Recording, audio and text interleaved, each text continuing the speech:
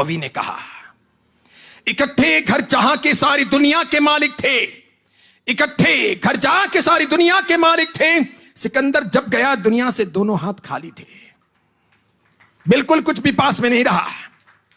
और सिकंदर की मां जब सिकंदर को मिलने के लिए पहली रात अग्नि संस्कार के बाद यानी दफन विधि के बाद शमशान घाट पहुंची, बड़ा आलीशान यूनान का शमशान, दसों हजार वहां पर कब्रें बनी हुई। उन सब के बीच में एक हाथ में लाठी, दूसरे हाथ में लालटेन, दोनों लेकर के घूम रही और आधी रात की बेला में सुनसान रात में चिल्ला रही, ओ बेटा सिकंदर, सुन रहे हो क्या? आवाज दो ना बेटा सिकंदर, तुम्हारी मां आई है बेटा मिलने के लिए, कहां हो बेटा, बोलो ना बेटा सिकंदर, ओ सिकंदर। रखवाला बाहर आया शमशान घाट का, उसने भी लालटेन जलाई, बुढ़िया के सामने आया, यूं देखा चेहरा और कहा, ओ माँ जी क्या कर रही हो यहां आधी रात को?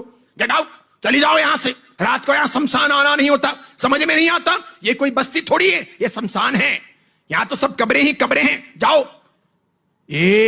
मैं सिकंदर की मां हूं। वो बोला, कौन सिकंदर?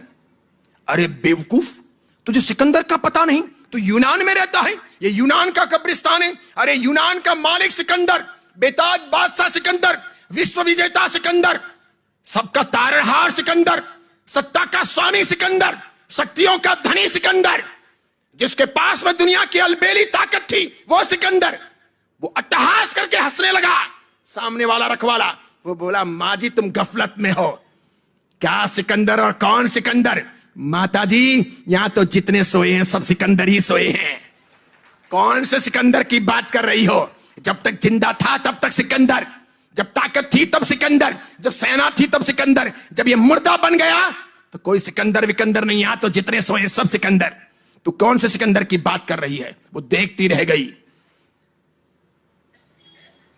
कर्मवाद को समझना बहुत जरूरी, जीवन के मूल्यांकन को करना बहुत आवश्यक, उम्र जो बीत रही उसे एक बार परखना बहुत आवश्यक कि जिंदगी बहुत छोटी है, लेकिन सोचो क्या खोया क्या पाया। जिंदगी छोटी है लेकिन सोचो क्या खोया क्या पाया, क्या हासिल किया क्या गंवाया, कितने वर्ष बीत गए। बाल को हम काला रख ना सके, आंखों की झुर्रियों को टाल ना सके, श्वासोश्वास अवरुद्ध होते हुए हम बचा ना सके, कानों में कम सुनाई देता है उसका इंतजाम कर ना सके, दांत जो धीरे धीरे रवानगी कर रहे हैं उसे बचा ना सके, खाया हुआ पूरी तरह से पचा ना सके, इस शरीर को स्वस्थ रख ना सके, हिलती डुलती काया को मजबूत बना ना सके, पैर हिल रहे, कमर झुक रही, सब कुछ हो रहा, आंखों में कम दिखाई दे रहा, कानों में कम सुनाई दे रहा, जबान बराबर काम नहीं कर रही और हाथ पैर हिल रहे, धूज रहे। क्या पाया क्या खोया?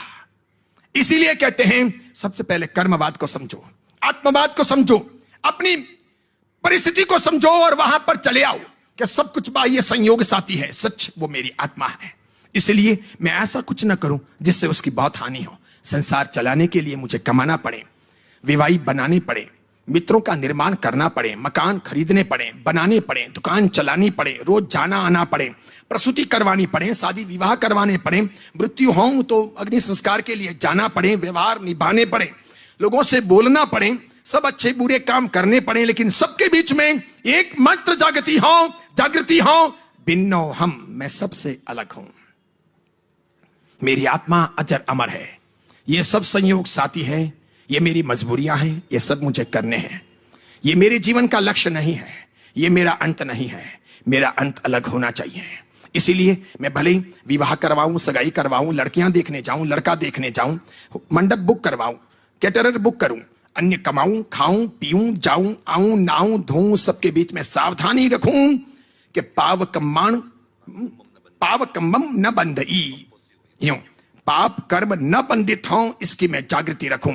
या अप्पो सी होई बंधो वंदितु में जो कहा है कि अल्प होते हैं ऐसे जागृत श्रावक के कर्मों का अनुबंध अल्प होता है, और अल्प होते हैं जिनके पास में सम्यक दृष्टि हो, यानी जो समकिती जीव हो, अच्छे हो, हलुकर्मी हो, भारी कर्मी ना हो, सरल हो, सत्वशाली हो, ऐसी आत्माओं के कर्म जागृति की अवस्था में अल्प ही बंद होते हैं, बहुबंद नहीं होते, बहुत बंद नहीं होते, ज्यादा बंद नहीं होते, प्रगाढ़ बंद नहीं होते, पाप कर्म बंधित नहीं होते, पुण्य कर्म बंधित होते हैं, और वो भी पाप कर्म भी अनुबंधित हो तो अल्प होते हैं, थोड़े से होते हैं, छुटकारा मिल जाए वैसे होते हैं। ऐसी जागृति बनी रहनी चाहिए।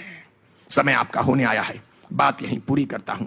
पर्युषण निकट आ रहे हैं, पर्युषण महापर्व की तैयारी करना, पर्युषण पर्व के प्रवचन सुनना, और पर्युषण के बाद में भी दुकान जाओ, टूर पे जाओ, कमाओ, लेकिन 1 घंटा ज्ञानार्जन के लिए अवश्य में दो। भले ही 9:45-10 निकल जाओ, लेकिन सुनो। 2 बातें भी सुनी हुई बेकार नहीं जाएगी। ये कामना करो कि इसी प्रकार कभी जिनवाणी सुनते सुनते अपनी जिंदगी की रवानगी हो, कभी भगवान के मंदिर में या सामायिक में बैठे हों और हमारी रवानगी हो। कभी ऐसा ना हो कि रात को सोए हों और सवेरे उठे नहीं, और कभी बाथरूम में गए हों और दरवाजा तोड़ के हमको बाहर निकलना पड़े। ऐसी मौत नहीं चाहिए है भगवान, मुझे समाधि मरण चाहिए है, शांति की मौत चाहिए है, भगवान अरिहंत प्रभु का नाम लेता हुआ जाऊं, ऐसी मौत चाहिए है। इस प्रकार का सोच करके आगे बढ़ो। सबको बहुत बहुत साधुवाद, हार्दिक मंगल कामनाएं। आप सबका कल्याण हो, ऐसी भूरी भूरी अनुमोदना।